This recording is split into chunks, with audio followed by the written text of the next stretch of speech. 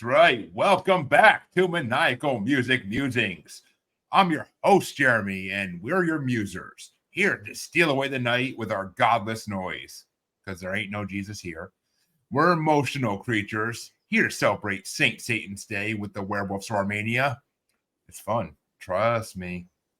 Mr. Crowley has taught us to take the church by storm in the name of the seven deadly saints.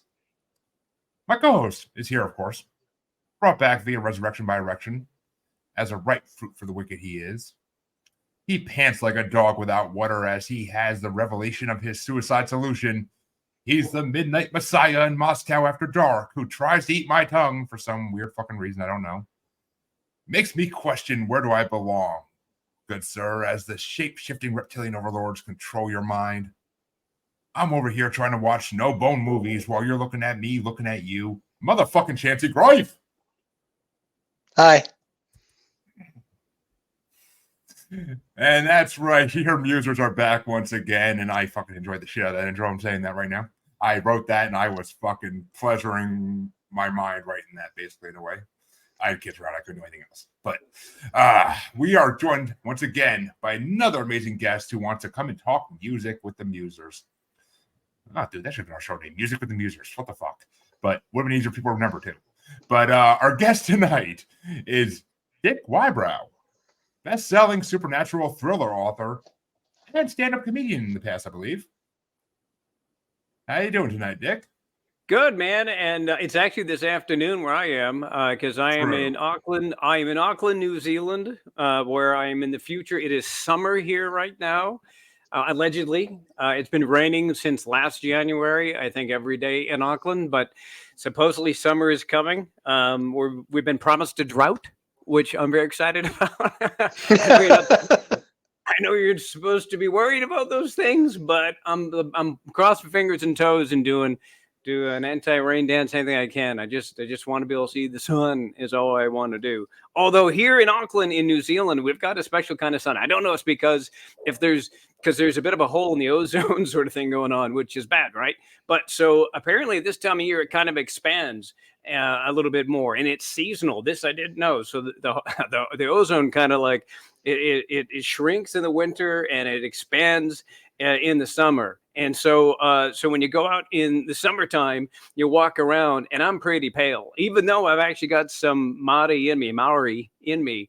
I've got a lot of Irish in there as well, and so I'm pretty pale. And so when I go out into the sunlight here, when that ozone's wide open like a lens, man, I can feel it. I can hear my skin sizzling, and I'm looking forward to the day that I get a nice 3rd-degree burn from the sun, because I haven't seen it in months. So that's what's happening here right now. Although I know you guys got winter where you are at the moment, but it's got the summer's got to come here. I've got to get my sun again. Yeah, it's winter here. We got a nor'easter coming, at least to the East Coast, this weekend. Nice. So yay! But and then Chancy, you're down in Iowa, so you've got those special. You've got those snows in Iowa, whereas just the state just closes. I remember growing up in the Midwest. I'm trying not to jinx anything. That's why I'm not saying a word. Cause it's like you not seeing the sun. I haven't seen the other S word, and I'm trying to keep it as far away as I can. I know that's not going to last too much longer, but I'm going to take all the no snow I can get. Man, I was up in Waterloo, Iowa one winter, and that's a special kind of cold. You know, when that snow comes in and shuts you down, because I was there for Christmas. And it was and everybody's sort of prepared. You got stuff in your house in case you can't open the door because of the snow. that is a foreign concept to a lot of people. But yeah, no, I know me some Iowa snow, man, and I'm there with you. Yeah, it's never pretty. East Coast or Iowa, it's never pretty, honestly. But fucking, if we've had none of it yet either, and I'm praying that we just get rain this weekend. Oh, well, okay. I have my reason for wanting a storm too, though, but that's different reasons. But I love storms. I miss storms. We don't have thunderstorms out here so much. Well, I don't know what it is here in New Zealand. They don't have lightning and thunderstorms. Lightning here freaks them out because it's just not a common occurrence. Like up in the Midwest, man, we get just ones that rattle the windows. I miss that, actually. I miss that sort of implied power of God thing coming in, where you look up at the sky and go like, what did we do? What have we done? Or the Right. nights when it's so hot that you just get lightning for no reason just because it's hot Yeah. out. It's like it's Yeah. fucking hot out. I'm gonna be sparkly about it. Yeah, jazz hands. Right. Exactly. Well, we are here to talk about music, of course, and what episode we have for each night. These 3 albums, I am beyond excited for every single fucking one of them. So let's start off with Dick telling us what album he wanted to bring. I'm an old rocker from like the '80s, and I was one of those kids in school that used to wear the black concert T-shirts with the sleeves torn off. I don't know if the kids today do that anymore, but this is what we used to do. I try to go through. So like it was tough to kind of pick just one album because I got a lot that I love, but I'd probably go with Ozzy's first solo album, 1980, Blizzard of Oz, which I really dig that. It's got the big. It's got a bit of a power ballady thing in there. It's got some legal action in there, and it's got one of the all-time greatest heavy hard rock songs, I guess, of all time. So no, it's a great album. Well, Chancy, what did you think of Dick's album as if I need to ask? Honestly, I was stoked because it's been almost 20 years since I've actually listened to the album, and getting to listen to it again and having it be the remastered version with all the little extra stuff that you get with there. It was a refreshing taste of nostalgia, as well as, you get the extra stuff like, some of that live stuff thrown in there. You're just like, oh, okay. All right. And honestly, I couldn't say anything bad. I mean, it's Randy Rhoads. It's Randy fucking Rhoads, man. Like that's they could have took all the vocals and every other instrument out except for Randy Rhoads, and it'd still be solid in my book. Yeah. I kind of have to 100% agree with what Chancy said. I mean, it's Ozzy. So to be honest, my listeners, Dick gave me a choice between 2 albums, like a lot of guests will do, because they'll say, like, which one do you want me to bring? And I honestly don't even remember what the other one was because it was so long ago, but it had to, out of the 2, it had to be fucking Ozzy, because we haven't had any Ozzy albums on at all, solo or group. And it's been almost a year and a half now, at least, since we started this show. So, I was kind of surprised at that. So I'm like, you know what? Ozzy needs to come on the show finally. It's been about fucking time. And fuck Blizzard of Oz. I am 100% not the biggest Ozzy fan in the world. Like, I'm just not. Like, I love his music. I will not turn off his music if it's on the radio, or if it comes up on my Spotify playlist, I'll not turn it off. But it's just, I don't go looking for Ozzy's music. It's just a thing. Black Sabbath, I listened to so much when I was younger. It got overplayed, and I just can't listen to it too much anymore because I listen to it so fucking much. Electric Funeral, War Pigs, all those. I listened to them like constantly on burnt CDs back in the day. So I just got overplayed with Black Sabbath. And Ozzy solo stuff, I was really into his solo stuff in the 2000s when he released No More Tears. When he released No More Tears. There was 2 albums he released like back to back, like couple years apart, and I love both of those. Black Rain, I think, was one of the albums, but I love those albums. Are amazing. I love those albums, and I almost wanted to bring one of those today, but I'm like, nah, I'm not bringing 2 Ozzy albums to a show. I can't. I would have done the same thing. I would have brought another one. If you both would have picked an Ozzy album, I would have fucking picked an Ozzy album too. And like, nope. I couldn't do it with Prince. I'm not gonna do it with Ozzy. I'm not gonna bring 2 Ozzy albums. I couldn't bring 2 Prince albums on the show, or 3. It would have been 3 Prince albums, I'm pretty sure. But so it's Ozzy. I never actually listened to this CD all the way through. I've only heard random songs off it and covers of some of these songs from other bands. So which I'll get into, but I did enjoy the CD immensely. And it was Ozzy. I knew what I was going into. I knew the guitarist is amazing. I knew Ozzy's voice is amazing and very unique. No one can match his voice. So. And I love the album too, because like all of our favorite albums, to some extent, it's not just the music on it. It's not just, the singer, guitar player, percussion, whatever it might be. It's also sort of remind you of a bit of a time. Our favorite albums, you kind of attach, it has a bit of an emotional connection to it. And so this, for me, I actually caught onto this album a little bit late. It would have been late 80s, because this came out in 1980.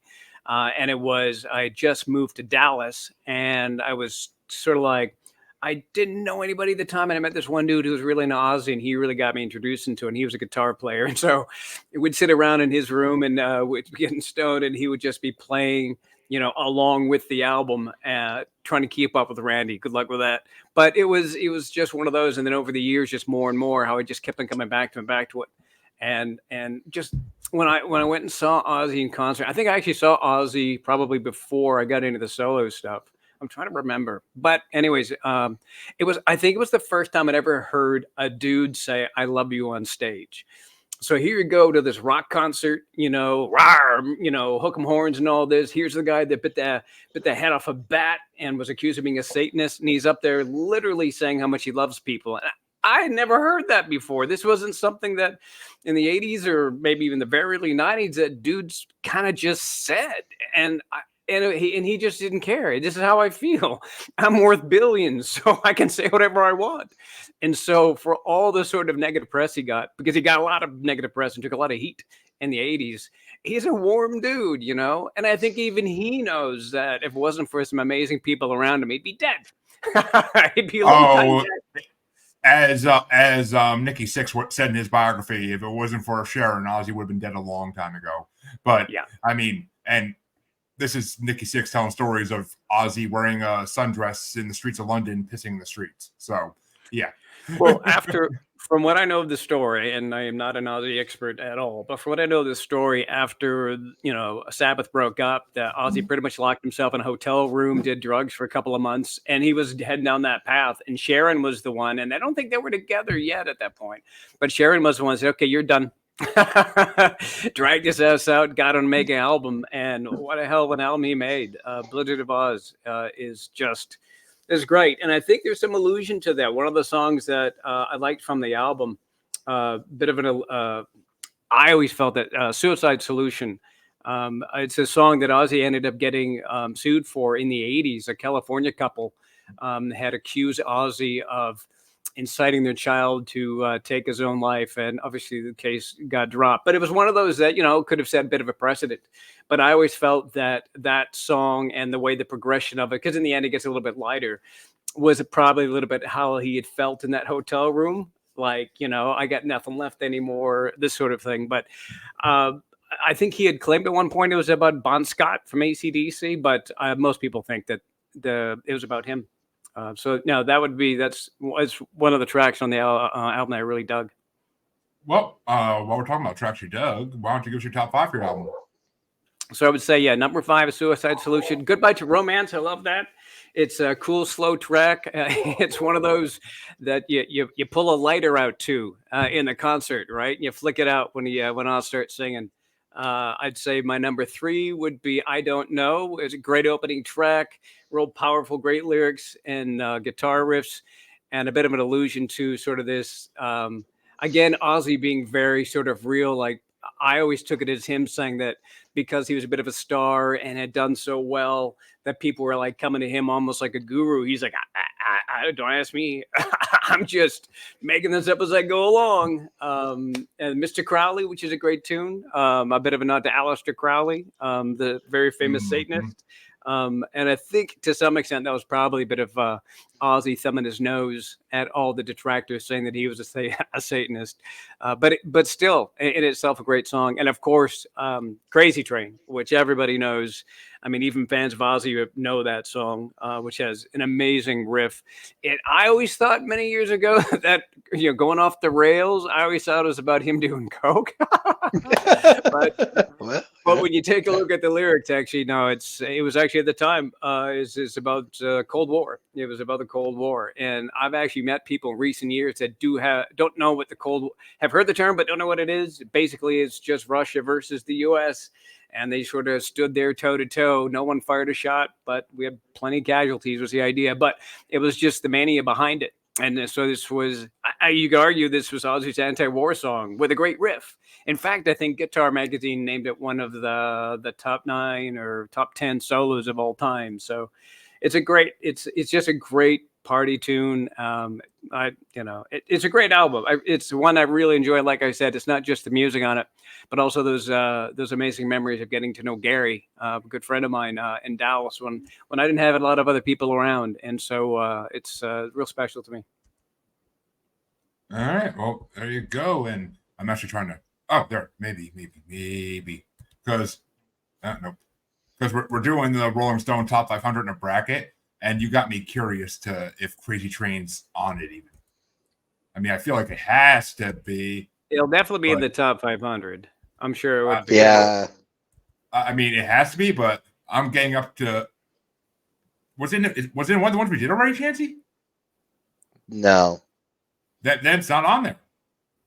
What? Wouldn't surprise me. Fucking Rolling Stone couldn't tell a fucking good song from a hole in the ground anyway.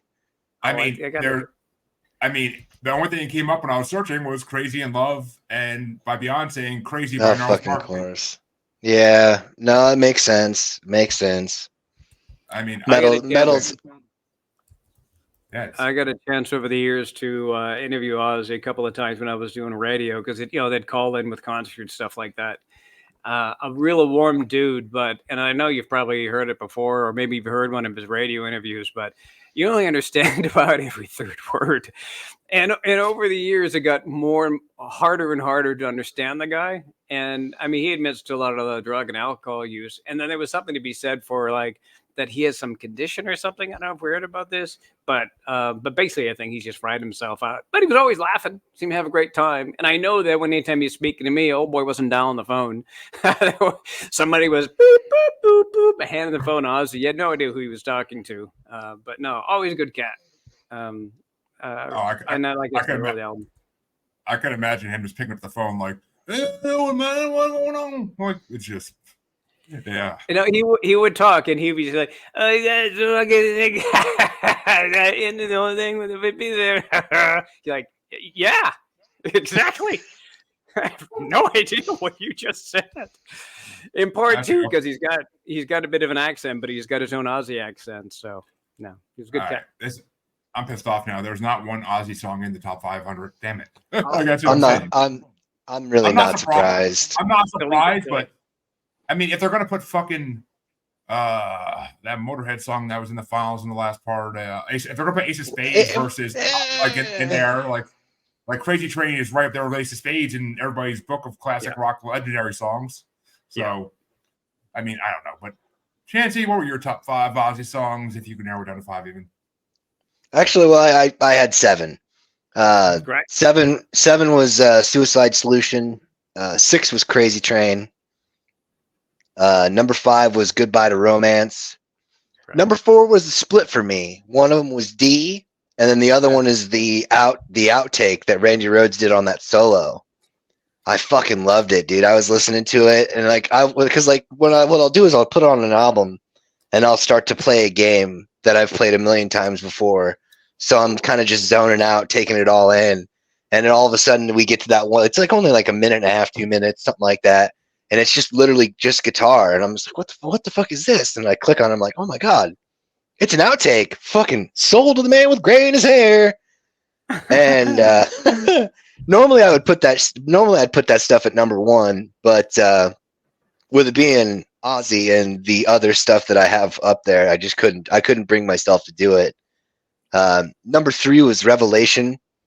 Oh, yeah. Number 2 was Mr. Crowley. And number 1 for me was I Don't Know, because it was like that was one of the first songs that I actually kind of learned as far as by accident, just, you hit the A string and then you hit the A chord and you're like, wait a second. And then you start fucking with that A string and you're like, wait a minute. And then you kind of learn how it's done and you're like, that's it? Really? That's fucking it? And then you get all the other extra stuff and then you're like, oh, okay, that makes sense. Okay, Randy, I get you. Well, I actually had 7 too, Chancy. They're not similar at all, but I had 7 as well. Actually, it's funny. I think I have a couple that no one else said. But my number 7 was No Bone Movies, because I didn't know what the fuck to expect when I saw that title. And I was just like, huh? And I was like, I listened to it. I'm like, all right, it's got decent guitar. I'm like, it can go in the honorable mentions. And the other honorable mention, number 6, is Looking at Me, Looking at You, because I like that song. It's catchy. And I've heard it before. I mean, I know I've heard covers of it. It's a good song when any band wants to do that one. And then my number 5, my number 3, I never heard before, and they freaking blew me away. Number 5 was Revelation, Mother Earth, because the guitar in that was incredible, and I liked the message behind it. Number 4 is Run Through Crazy Train because it like a lot of Black Sabbath songs to me, it's so overplayed. I can't listen to that song like when it comes on mixes anymore because it's just so overplayed. I mean, rappers use it, wrestling pay-per-views used it when I was a kid. Like Jesus, like everything used it. It's just so many commercials, so many. My number 3 though was "Steal Away the Night" because that was an amazing song I never heard before and I freaking loved it. I mean, just Randy's guitar and all these is just fucking incredible. And then number 2 was "Suicide Solution" because I like darker songs like that in metal, and I was like, I could dig this. So it would have been number 1. It could have been number 1, but number 1 had to be Mr. Crowley because Randy's riffs on that are fucking beyond believable good. And there's a cover Cradle of Filth does of it that I fucking love. I love how heavy they get in their cover of it, and it's just to finally hear that song like all the way through, like on Ozzy's version, is pretty cool because now I actually know what it's based off of. I mean, I always just heard Cradle's version and freaking loved it. I'm like, I think it's on Godspeed. I think it's on Godspeed and Devil's Thunder's like bonus tracks, but it's just such a good song. Like, and I love the way Ozzy sings it too. I mean, it's definitely, of course, different than Danny Filth singing it, but he sings it beautifully. So, but those were my top 7 for Ozzy. I mean, it's fucking Ozzy.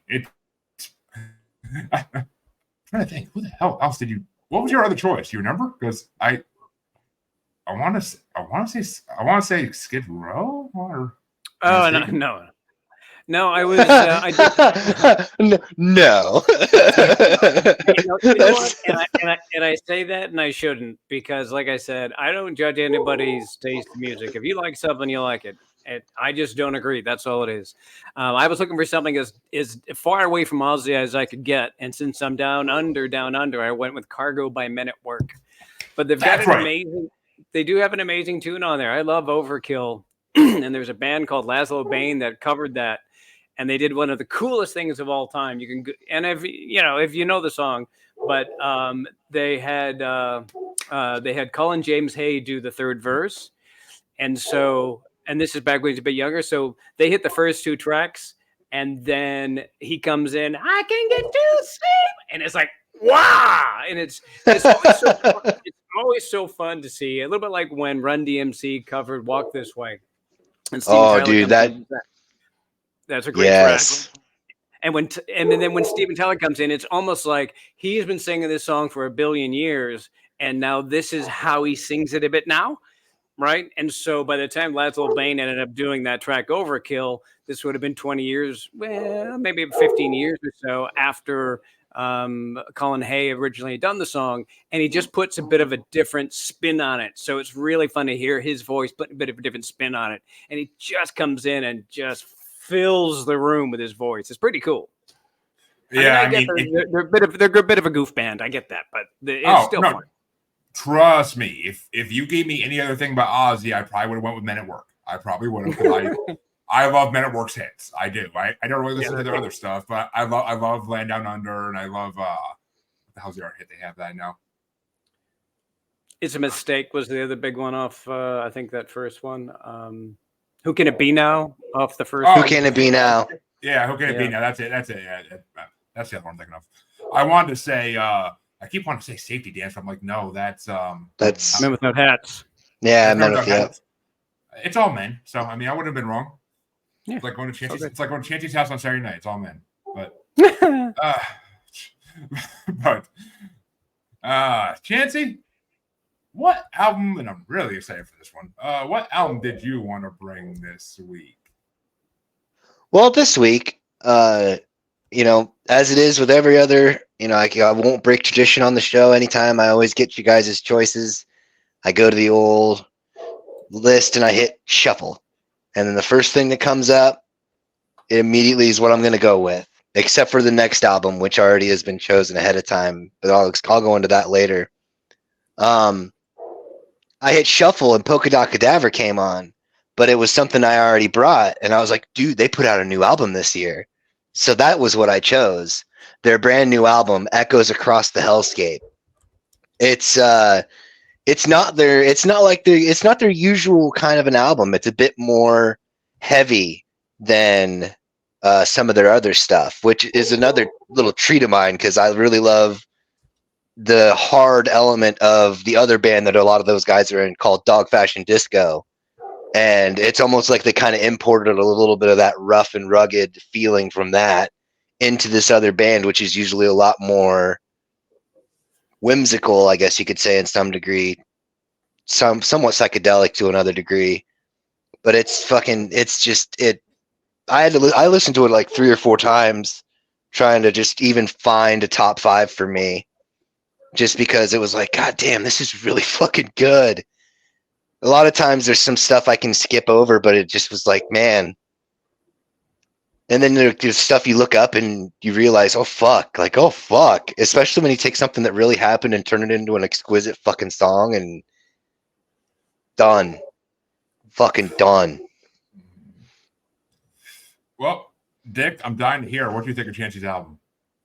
It was something I'd never heard of Polka Dot Cadaver before, and you would think with a name like Polka Dot Cadaver it'd be a bunch of ballads, but no. No, it was good. It's darker than some of the stuff I listened to. I remember it was a Typo Negative was one that got into some years ago. And that was some pretty dark ass shit. And this reminded me quite a bit of that. But there were a lot of tracks on I dug. I liked Emotional Creatures, especially when the melody came in. A Dog Without Water was kind of neat, bit of a funky start. And it kind of had a bit of a Trent Reznor sort of sound to it, a bit of a Nine Inch Nails sort of riff to it. Some of the bit of the throbbing beat and the high and low, but again, dark. But I still dug it. Eat My Tongue. It's a great song to get a speeding ticket to, especially with those rat-a-tat-tat drums. I like Mrs. Gore, one of the slower songs on the album, but I did like the driving tone to it. Godless Noise was another cool one, a great driving song. And just Catch Me If You Can. It's catchy. I something like that as a bonus. I put that as my bonus track. I'd love to see that done live. I really got a kick out of listening to that one. It's again, like I said, this wouldn't have been something I would have whipped out, but something I have to take a look at more. I'd like to hear some of their earlier stuff. Now that you've mentioned this is 2023, but I dug it. Chloroform Girl. Yeah. Purgatory Dance Party is their best album ever. It's amazing. They just did a re-release of it. It was their first album that they put out. And on that album is this song that I'd said, Chloroform Girl. If it's like a 60s folk song acoustic ballad about the most fucked up shit you can imagine. It's so great. You're going to get part of the way through the chorus and you're going to be like, did he just fucking say that? Yeah.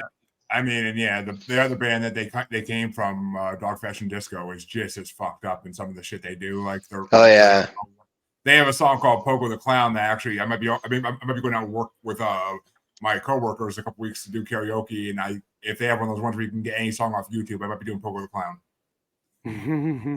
Oh, dude, that's awesome.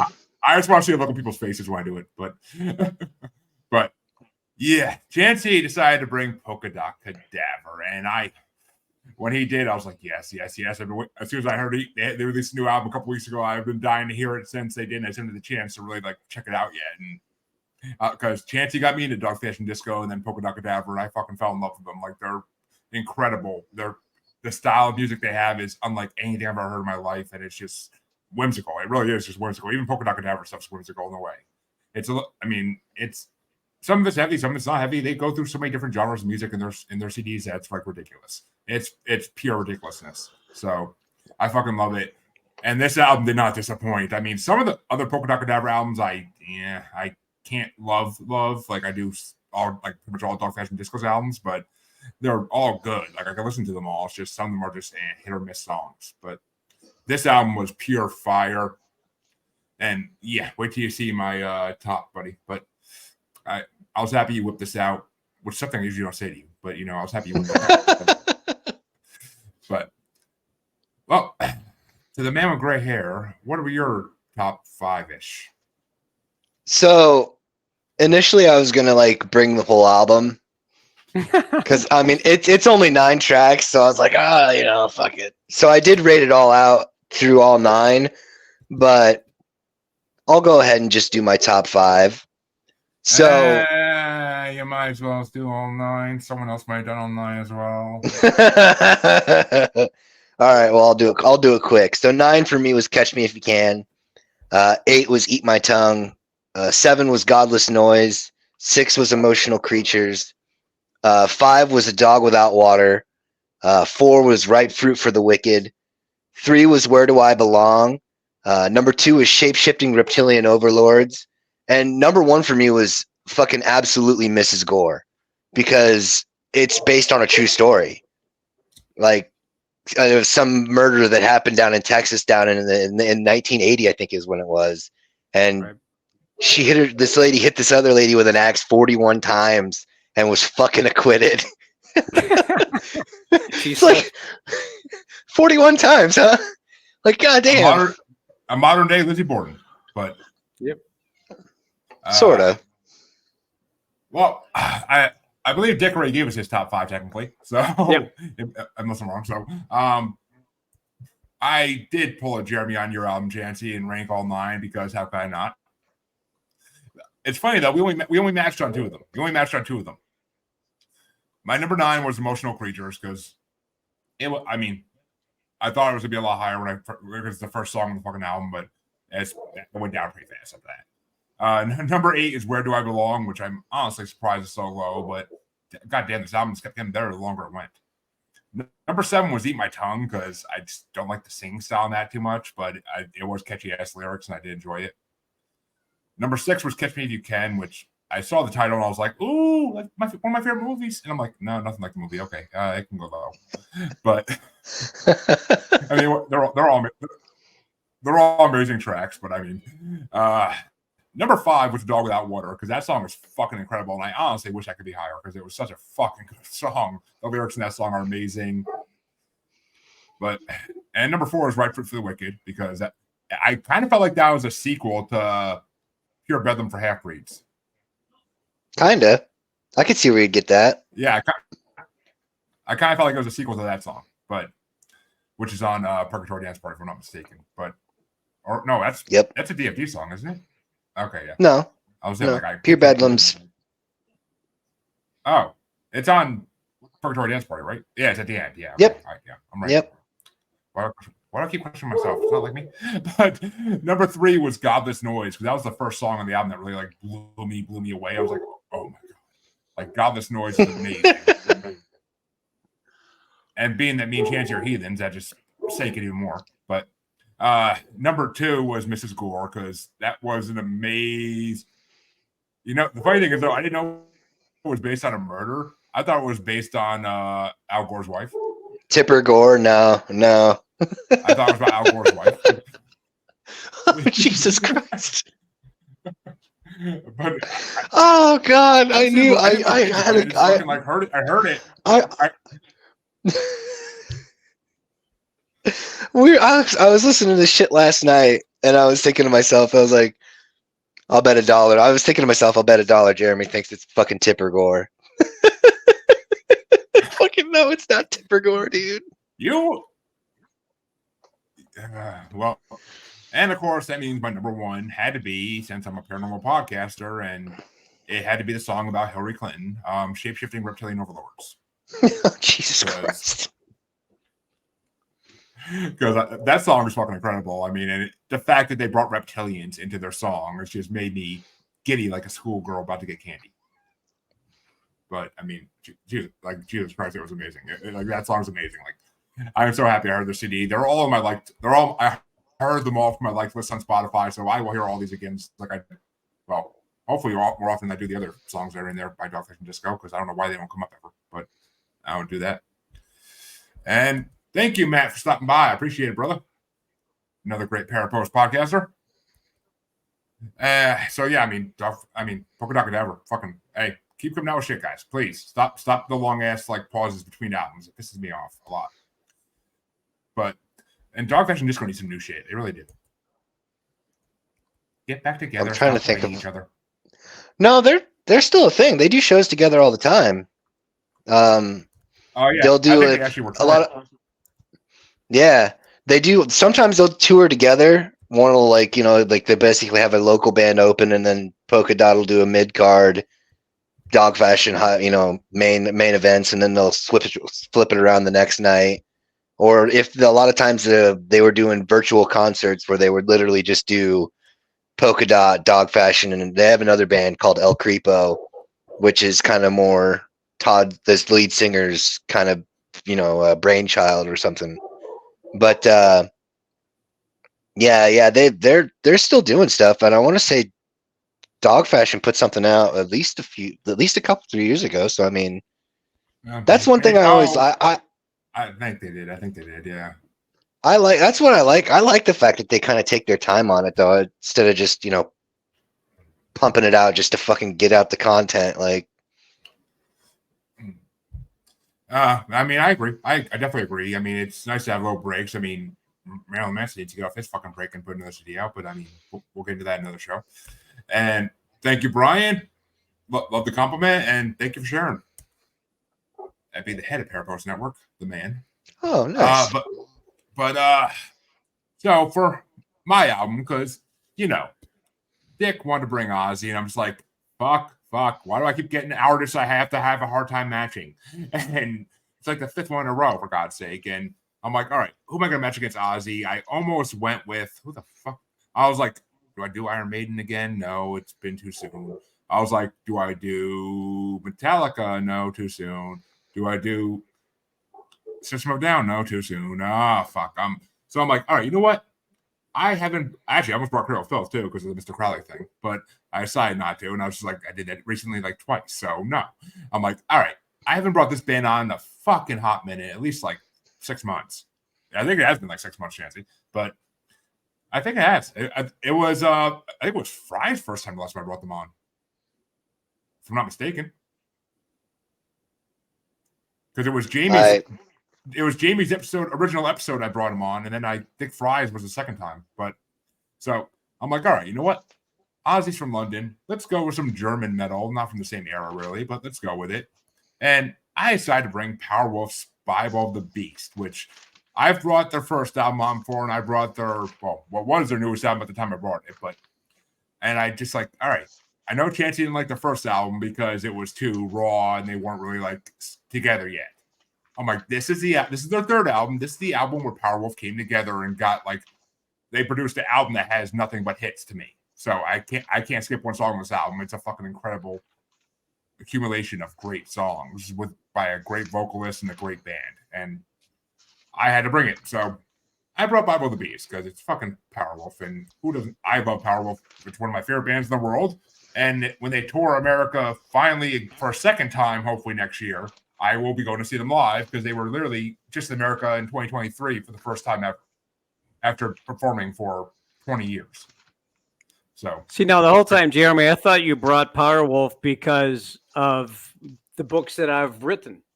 I honestly didn't even put that together until I was making the ad up tonight for the show. That's nuts. I believe in synchronicities. Things happen for a reason. So I was drawn to the wolf for some reason or another, and apparently that was the reason. Even just your lead singer, he's trained in classic opera and has a love of Romanian werewolf legends. So I'm thinking, oh, how nice! I've written a werewolf book. So the boy goes and picks a guy who sings about werewolves. How great is that? So no, you could have lied to me and said I did this for you, Dick. I am an honest motherfucker, and as much as I will be reading your books eventually at some point, because I did look into them a little bit tonight. I was like, ooh, these sound good, and I want to read them because I love humorous paranormal type of fiction. It's always good. Like trying to think of something. I mean, like Vampire Diaries had some. Not Vampire Diaries. No, Vampire Academy had like some good fiction, good humor in there as well. Like Rochelle Mead did a good job with the humor in that. So I actually enjoyed the shit out of that sarcastic humor in those books. So I love that type of stuff. And one of my first guests on my paranormal show she published one, and she has a second one coming out that I beta read, and she adds humor to it like crazy. It's freaking hilarious, like Star Wars references and stuff in it. So I fucking love her books. But the what I was going to say is the lead guitar and the rhythm guitar in the band are two brothers whose last name is Grey Wolf. That's the great thing about it too. And I want to go to one of their shows because they literally put on like their wolf helmets on stage and just howl at the audience. Like I've seen videos of it and it looks fucking epic. It's like when freaking Odorous Ungress came out with Guar and just shot his huge fake cock at everybody, and Chancy loved that part too when he went to the concert to see Guar. But so I gotta hear, what did you think of Powerwolf? I love when having people hear this band for the first time. Are you asking me? Oh yeah, Chancy's heard before, so I'm asking you. Oh yeah. I had heard of Powerwolf. I think probably from my son because he lives in Germany. But no, I dug him. It's one of those things too. When you come into it, we always say, we're not going to judge books or albums by their cover. You're like, oh, these guys are going to be just nuts and screaming. But man, it's power metal, heavy metal. It's exactly the sort of stuff I would listen to, and it's even melodic. In parts, it was, and like I said, I mean, what Attila Dorn, he's like trained in opera, and so this dude's got some range. He's got a hell of a voice. This is definitely a band I'll be listening to more of. I dug him. I really, really did. There is not a lot of bands that I would say in the last 15 years that really were like, oh, I could listen to a lot more of that. This is definitely one that I'll be checking out. Absolutely. I mean, yeah, I mean, they're so big in fucking Europe that they have like full albums where it's just other bands doing their songs. Like that's how big they are in Europe, like in European metal. Like other European metal bands, I think there's 3 or 4 of them now of albums of just people doing their songs. They just released another one, so which I haven't listened to yet. And I'm dying to because it's hit and miss. Some of the bands I hate the way they do their songs because they do way too much screaming shit in them. But some of the bands are more melodic like they are, and they do it fucking amazing. I think if radio was where it was back like in the late 90s when I was more involved in it, I think there would have been a really good chance they would have made it to radio airplay. It's a bit difficult, but I know these days, I mean it's damn near possible. But I think they would have it would have been an entirely different scenario. They're great. I really dug them. I mean, yeah, because I mean I love operatic singers too, because like one of my favorite female singers is Tara from Nightwish, and she is a operatically trained classical singer, and her solo stuff and her Nightwish stuff is fucking incredible because of how she sings. Like, and it's heavy metal with her singing opera around it. It's fucking, it's like Trans-Siberian Orchestra if they actually sang in it. Like, right. I mean, so it's freaking amazing. But I'm happy you like Powerwolf. That makes me really happy because I love introducing people to like Powerwolf and my other favorite bands because it's just. I love European metal because it's the power metal that was good in the 80s. And I feel like American metal started falling off in the early 2000s somewhat. Like I like a lot of it, but a lot of it I don't like. It just started to fall off for me. It became too emo, too whiny. I want to hear about taking down a church by storm. I don't want to hear about I cut myself today. Like I don't want to hear that. Like no. Yeah. But Chancy, what did you think of this third album of Powerwolf you had the pleasure of listening to?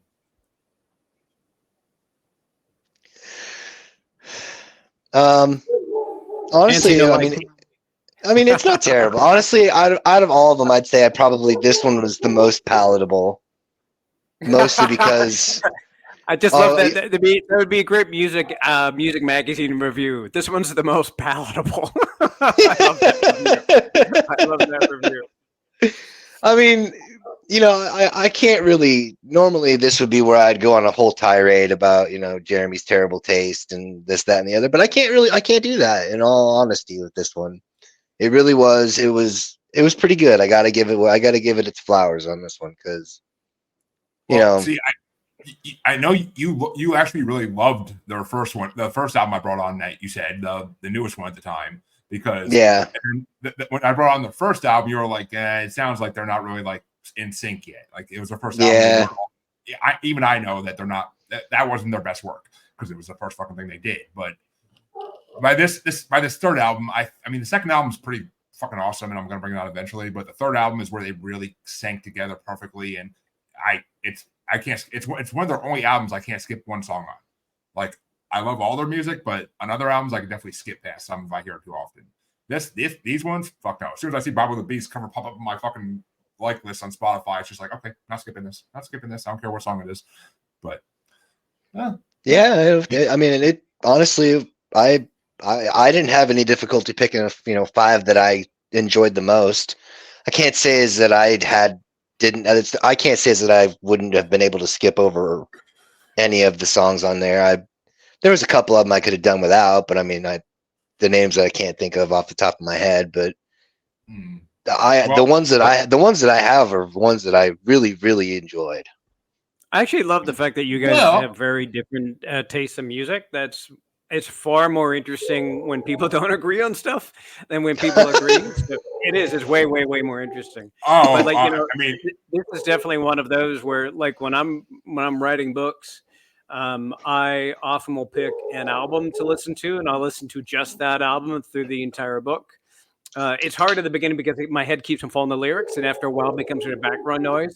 And I just started book 4 in the series, and I know Chancy won't love it, but I think I might actually pick this book as this album as the album I listen to as I write this next book in the series, because That's it's pretty cool, though. especially because, like I said, it's got wolf theme in it too, which is amazing, and it's got all the sort of elements that I like in rock music, and it's enough to where there's some surprises for me every now and then. Like I said, I haven't listened to a lot of music in the last, I don't know, this century. And it's really fun when I find something that is like, oh, that's actually some of the taste that I have. So I dug it. I love that, and I mean, I wouldn't mind to thank you in the book. You're saying, but yeah. I mean, yeah, I'd fucking, if you're gonna write a book about werewolves, Powerwolf is the fucking band I would pick. I mean, shit, that or Avantasia, but I mean, Powerwolf is definitely the topic. I mean, Werewolf Swarm Indian alone, I would just put that in fucking repeat. But yeah, and sorry to say, Chancy, but for this album, I had to pull a Jeremy as well here, and that's why I kind of figured that was happening. That's why I was like, I'll stick with 5. He's probably gonna have a whole bunch. I mean, I ranked all 11, and I'm like, I'm only one I didn't rank is the intro, which is fucking incredible, but it's just not to me not worth putting on the ranking. But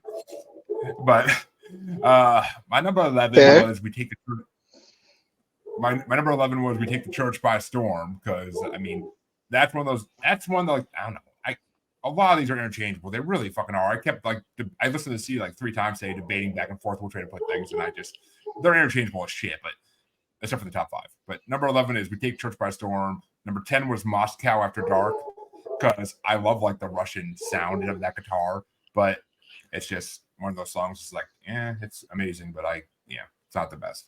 Number 9 is Wolves Against the World, because I love that's a perfect closer to me. That's a perfect closer song on their album. They do really good opener and closers tracks. They really do. Number 8 is Raise Your Fist Evangelist, because I love the ironicness of that song. And it's just the riffs in it are fucking incredible. The Grey Wolf Brothers on guitar are always fucking great. I really want to see this band live. It's like a fucking goal at this point. I might have to go to Europe to do it. I'll come back to America soon. But number 7 was Panic in the Pentagram, because as the show name tells you, I like alliteration, and Panic in the Pentagram is kind of fucking awesome. But I mean, the fact that they never will say what their religion is, because they jump back and forth between talking about the Christians, the Catholics, talking about Satanism and everything, and they never will admit what their religion is, because they say they like to talk about history. They like talking about these subjects. They just don't have to do it because this is their belief. They just want to talk about these subjects because they're fun subjects to sing about. Which, in fact, one of the brothers was asked, "Are you Christian? Are you Satanist?" He said, "No, we're medalists." Basically, yeah. I mean, it's perfect. I mean, I can see them saying that. And number 6 was Seven Deadly Saints, because it kind of gets old the way that guitar goes in that one, and the drums and everything. It kind of gets old, like the dun dun dun, like a doorbell. It's just like, okay, move on. But my number 5 is Saint Satan's Day, because I just love the lyrics in that song, and it's funny. Saint Satan, I fucking love it. And number 4 is Catholic in the Morning, Satanist at Night. Well, actually, I'm sorry, I should say Catholic in the morning, Satanist at night, the way they say it. And I did not know what they were saying in that song for the longest time. And then I'm like, oh, they're actually saying Catholic. What the fuck?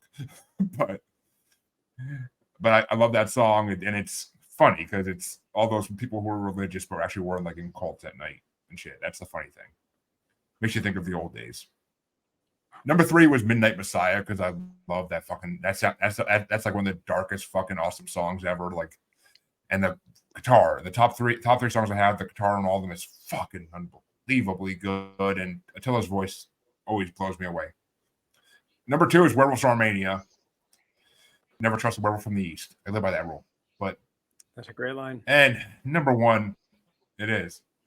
And number 1 is, of course, the song that got me into Powerwolf, I'm pretty sure, Resurrection by Erection. Because it is the funniest fucking metal song I've ever heard. Point your phallus to the sky. Like, I fucking love it.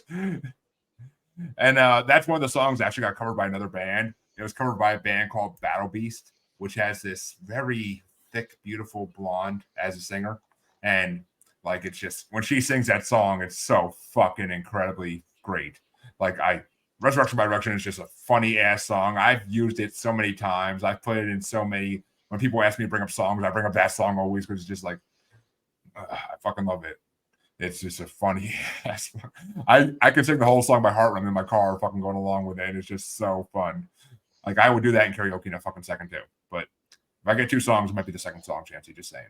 But so that was my top 11. And like I said, the intro is fucking incredible. Top but 11. Just top 11, yes. Hey, did I do like a top 19 for ICP? So Yeah, he did. I had enough time to go make fucking ramen noodles. That took so goddamn long. Hey, I let you eat. Be happy. But Dick, I'm down here with your top 5 are for Powerwolf. Yeah. I loved Raise Your Fist Evangelist. Real catchy. I can see why this was their single from a radio side. And then why that sort of helped push the band up the charts a bit, because it's got kind of that radio feel to it. I think it was even nominated for a medal award as well. Panic of the Pentagram. And it's funny, you said like, oh, I can't bring Iron Maiden. There were moments in this album I felt I was listening to a bit of Iron Maiden to it. This one has got a bit of an Iron Maiden feel to it.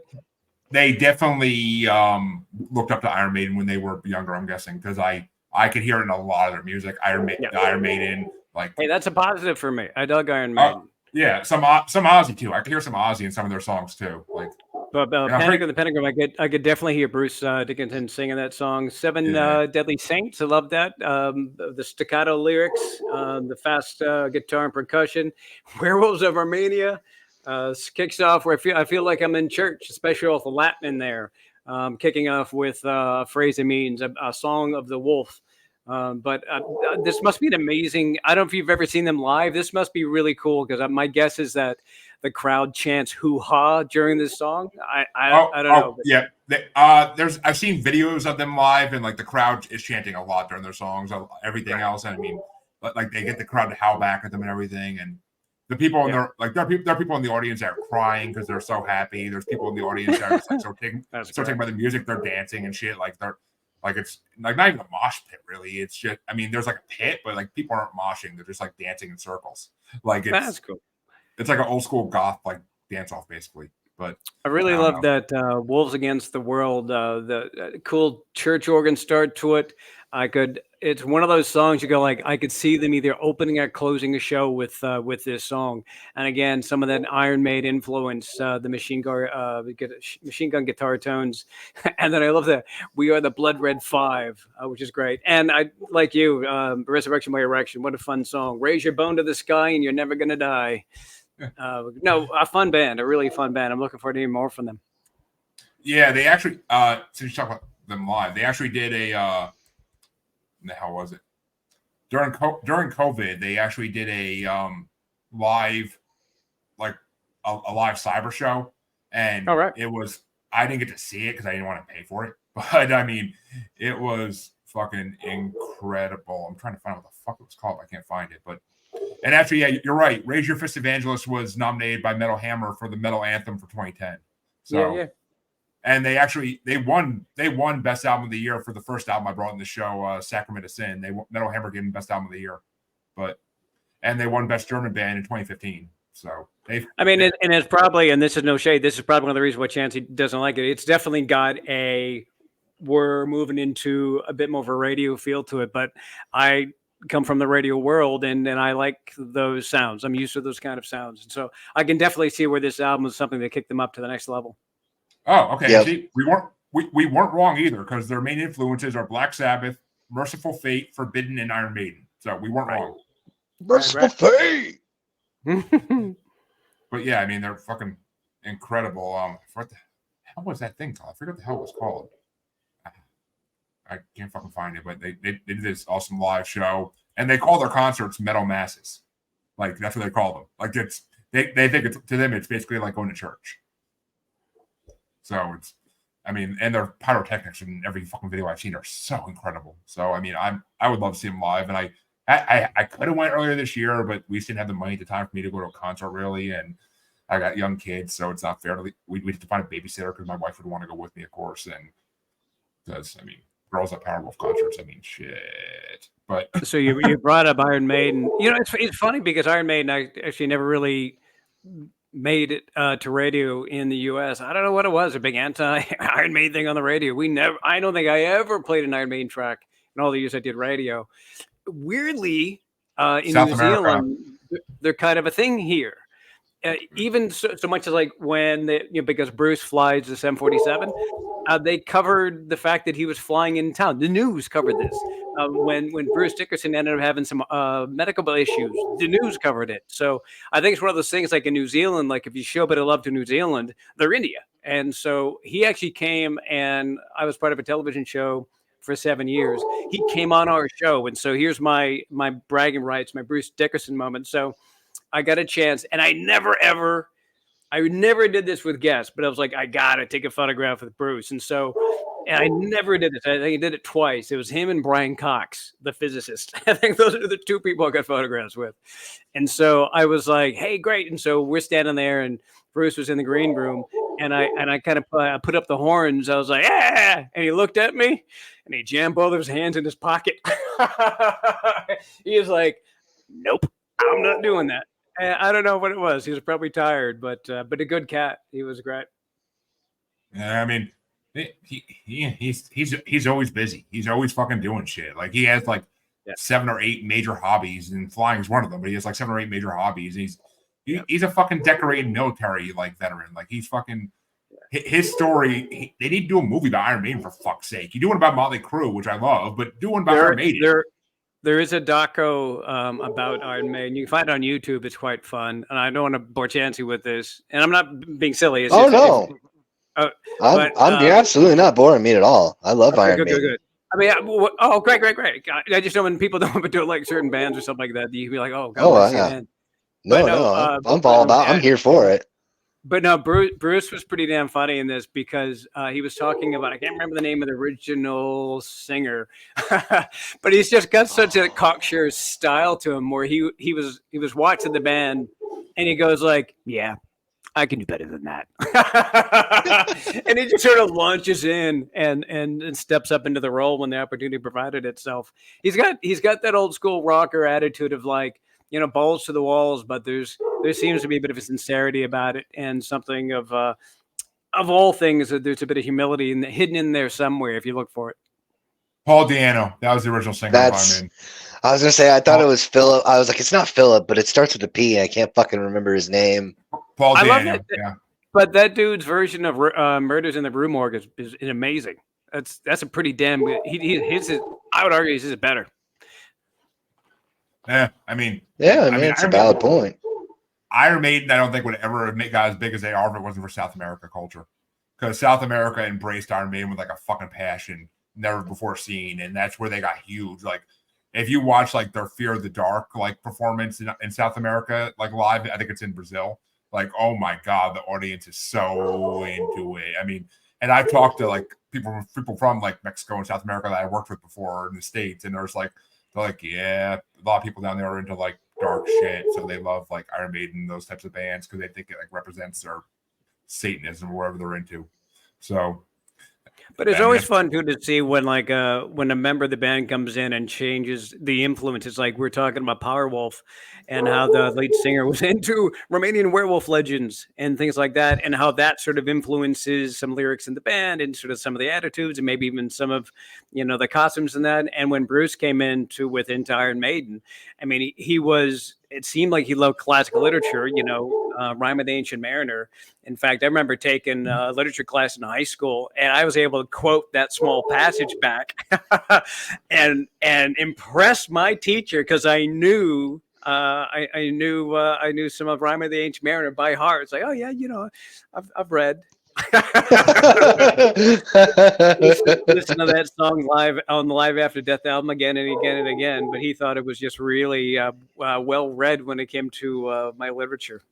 But no, it's great. It's funny. It's funny you brought that song up because that was actually the album, Iron Man's album I brought against Prince a couple months back. I brought Power Slave. So, great. So Chancy, I'm dying to know, what were your top 5 Powerwolf songs? So my number 5 was Wolves Against the World. Number 4 was Panic in the Pentagram. Number 3 was Moscow After Dark. Number 2 was Catholic in the Morning, Satanist at Night. And number 1 for me was Prelude to Purgatory. I knew it. I fucking knew it. That's why I kept mentioning the fucking intro of mine, dude. That's why I kept mentioning the fucking intro, because I knew that was going to be your thing.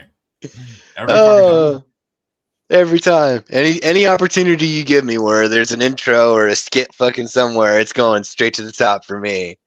I mean, but also, you got to give it its flowers, dude. It's not like it's just like a hokey little joke thing that I always do all the time. It's a solid song on its own. I mean, it is, and it goes into the first song very well, but it really does. But I mean, their shit always runs together really well, and that's why I love them. But like in the first, when I brought their first album, there was a song on it called Lucifer and Starlight, and it's not very lyric heavy. It's a lot of like nature sounds and like it's basically supposed to be like Lucifer landing on Earth when he got cast out, and it's freaking like eerily creepy, beautiful. Like it's like something you'd see in a Tim Burton movie or like something you'd hear in a Marilyn Manson album, but it's just that creepy, beautiful sound. But I don't know. I enjoyed it. I enjoyed it immensely, and so happy I got to bring Bible of the Beast finally. And actually, the fact that I really got to make that fucking list of all the albums we ever brought and keep it active. But I think it's the third Powerwolf album I ever brought. I'm pretty sure, but I know I brought more Nightwish than I did Powerwolf. So yep. And you were right. The first time you brought Powerwolf was with Fry. That was the second time. The first time was with Jamie. Oh, you're right. Yeah, my bad. Yeah. Slash the snake bit.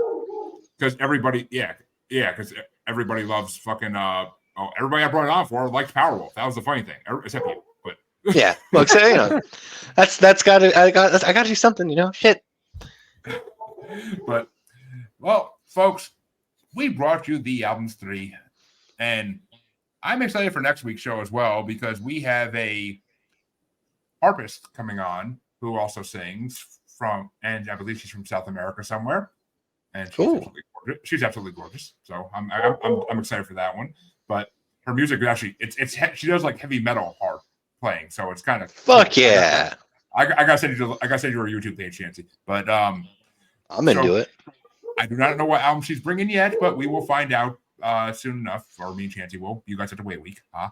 But we'll figure that out next week. And we want to thank Dick for coming on because it's been a fucking awesome show. We had a lot of fun with them, and we're definitely gonna get you back on again because you're fun as shit to talk music with. So for sure. Love to, guys. Anytime, brother.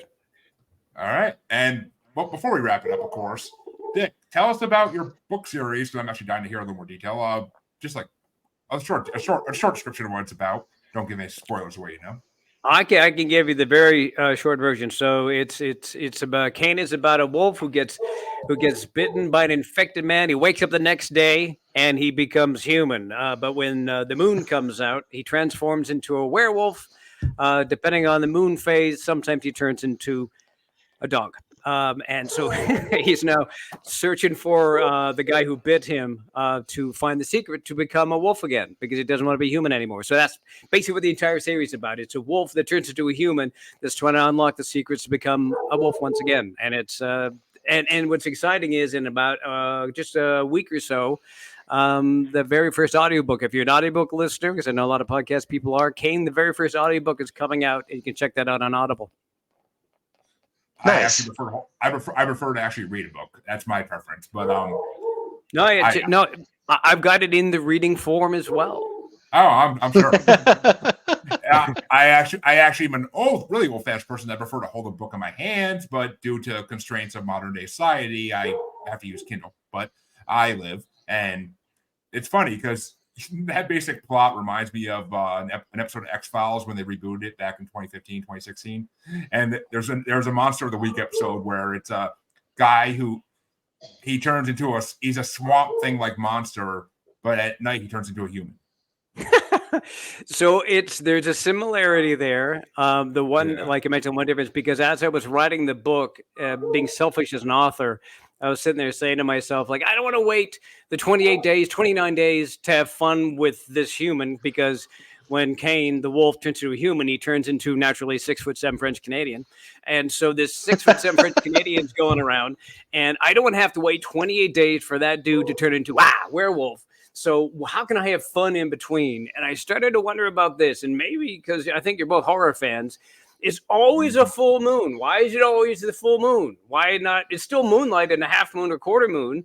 So I started to think, well, what if, werewolf in the full moon. So what is a half moon or quarter moon? Of course, that would be lesser wolves, which are dogs. So if it's a little sliver of moon, he turns into like a little lap dog. If it's a half moon, he turns into a pug. Everyone loves the pug. Three-quarter moon might turn into a Rottweiler, and so that's part of the fun of the story. If he goes into the moonlight when it's like a lesser moon phase, he doesn't know what he's going to turn into. And so that's part of the fun of the book. That's awesome, dude. It's pretty fun. It's pretty fun. I really want some streaming service to make a fucking series out of that. I really do. We'll see, man. We'll see. Fingers crossed. There were people sniffing around. We'll see what might happen.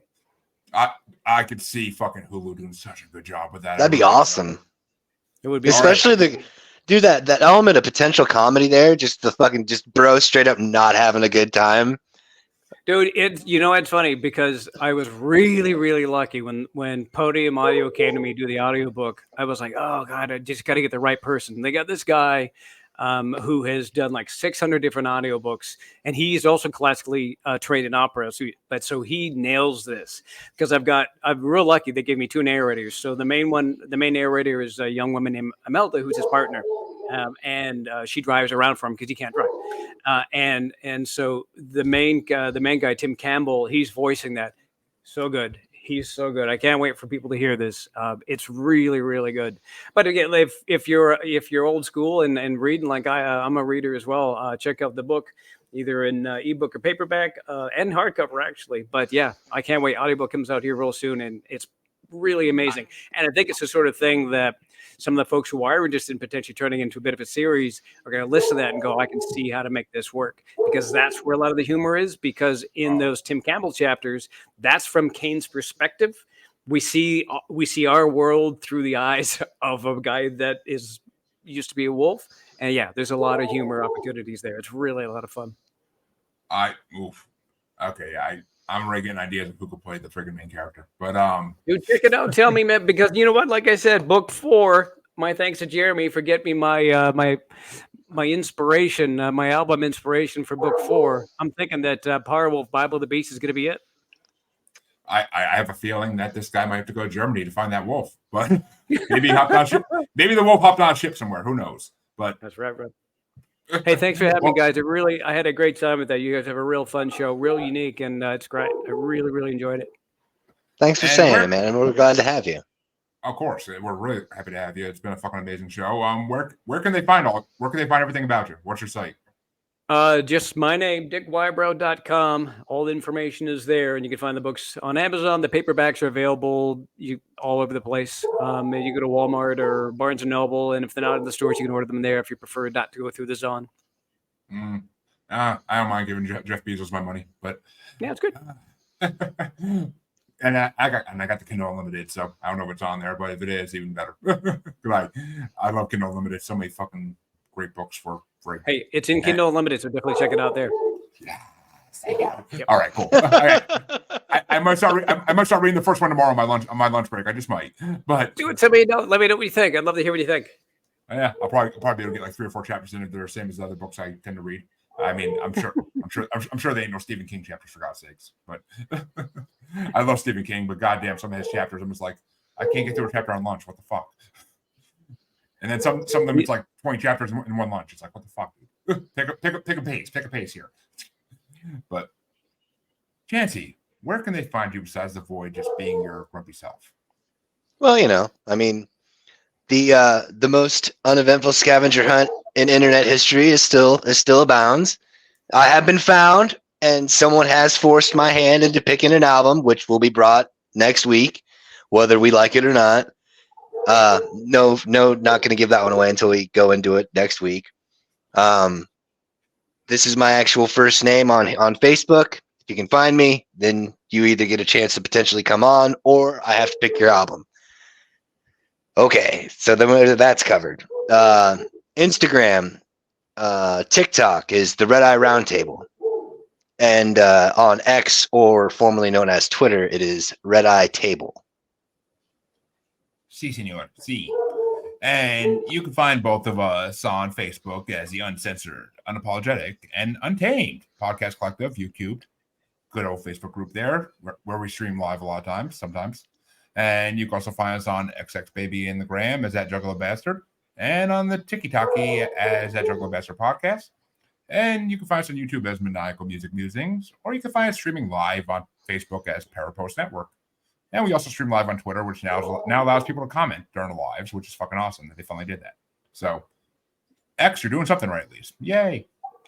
And I can actually see people watching on X now. That's a whole nother development. So, X is actually finally getting in the podcast game, and it's fucking awesome. But we would like to thank Dick one last time for coming on, because he was a fucking amazing guest. And, folks, he will be fucking back. It's always, if any guests that we had fun with, we will definitely bring back at some point. I think actually towards this summer, we might do a summer repeat and have a lot of the previous guests on that we've had fun with. So good. There's some faces you might not see again, but Dick's is one of the ones you will see. So until next time, your musers are out. Someone's have to go walk our loud, annoying dogs. But peace out. They're wolves.